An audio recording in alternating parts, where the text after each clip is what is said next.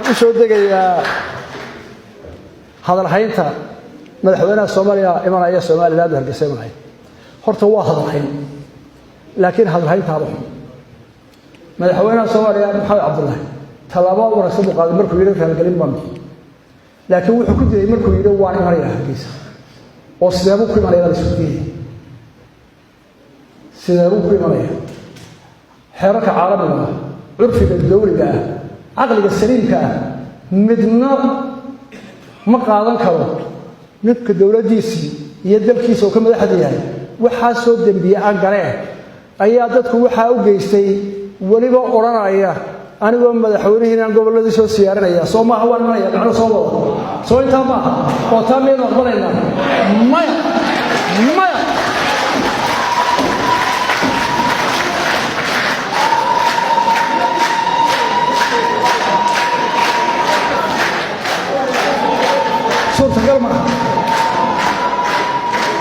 ما يلينو صورة قال معها وحنكون ترى لها محمد مدحوينها صوماليا تلاو عبرنا قال قريب بعد بحس وحنو قادنا نضبط عقل ذا صوت لكن كل بسلمي إنه إله لقيه وانكسر سيارة تاسو واحد على الإنسان عرو هرنا هي أولاد هرنا هي عداوة لنا وبحنا ربنا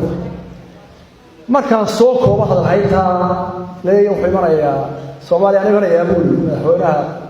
Muqdisho anu wax kale oo gargar maaye aan ku cabirey gabayga faarax oo kala gooyo baa arinta ka jawaabay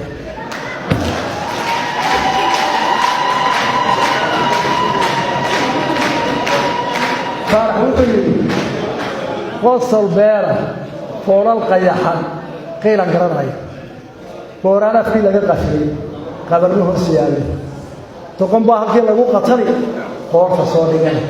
ما نيجي بدي الله يقرشان الله يقرش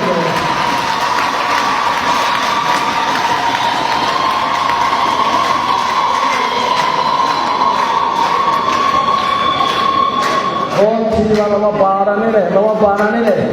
خريارا نبض وريارا كرام والسلام عليكم ورحمة الله وبركاته